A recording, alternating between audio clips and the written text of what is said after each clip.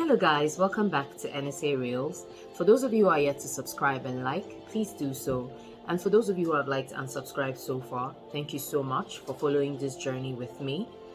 I am here to talk about a peculiar topic that a lot of people shy away from discussing, which is therapy and the need for therapy. The thing is, for the longest, a lot of us have been going to therapy. When you go to your pastor or you go to your priest and you sit down and you talk about all those things that hurt you. I mean, in the African context, Nigerian context, we are tailored to go to a pastor to discuss or just air out what bothers us. That's in itself, we've been doing therapy for the longest without knowing it. I would share my experience.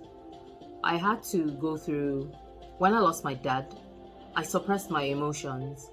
I didn't cry. At that point, I was breastfeeding. And when people came to greet me or say, oh, sorry, you lost your dad and everything, they kept saying, yeah, Hakuri, that's sorry. Chinakuri, you kumpela. Like, you should just take it in because of your kid. Like, don't cry and everything. And then I took their advice. I didn't cry. I didn't express my emotions. I just suppressed it all. And then one day, I woke up in a hospital. And I had lost my dad.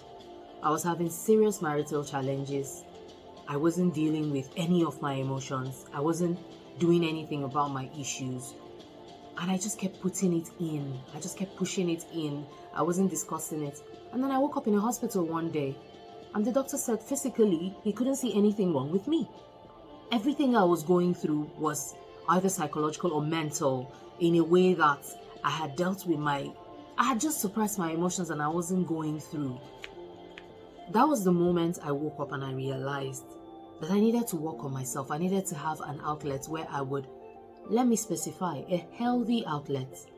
Very important to note that outlet has to be healthy, because sometimes we go through things and we go to alcohol. Some people start having sex excessively. Some people just start doing things just to push the pain and the hurt. That is where therapy comes in. I had gone to talk to people. I had people would just advise you the best they know how. And then I met this therapist. If you need her contact, I can give it to you. It's not like she's sponsoring the channel or anything. She's just super good. I had to mention. Auntie Riri, I love you. You know I love you.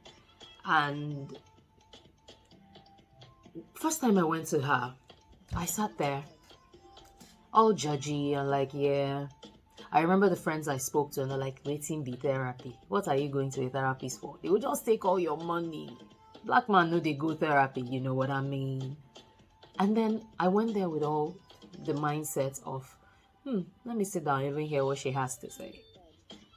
And then she started saying some things. She said, Sandy, we're going to go back to childhood. We're going to go back to that first moment where you felt disappointed. That hurt that you pushed aside from way back. And she asked me, do you have history of rape? And then I was like, wow. Story for another day. And then she's like, how's your relationship with your mom? How was your relationship with your dad before he passed on? And then I was like, okay, this woman is onto something. And me that went in there all judgy, all high and mighty, feeling, okay, waiting, she won't tell me, that kind of thing. I felt, okay, let me give this lady a chance. Let me hear what she's going to tell me. And then one day became 1 week. And before I knew it, I was there for 3 months. I didn't know I needed somebody, to talk to and actually just say everything I've been bottling up inside. It took a process. I had to learn. I read a lot of books. I had to literally unlearn some of the ideologies I had grown to know over the years, grown to be accustomed to the mindset of thinking, oh, you're a woman, limitations that are placed upon you as a lady, knowingly or unknowingly, by society, by just things that ordinarily limit you. I had to start thinking you can do anything. I had to. Someday I'm going to show you my wall that has affirmations. I had to start telling myself all over again, Sandy, you're beautiful. You're not what happened to you. I had to affirm myself all over again. As the days go by, I'm going to expatiate on this side of my life. But I just thought to open up and share that therapy actually helps you. It could be expensive, but trust me, it's worth every penny. And let's not have that mindset that therapy is not for the black man, or it's not for Africans, or it's not for Nigerians.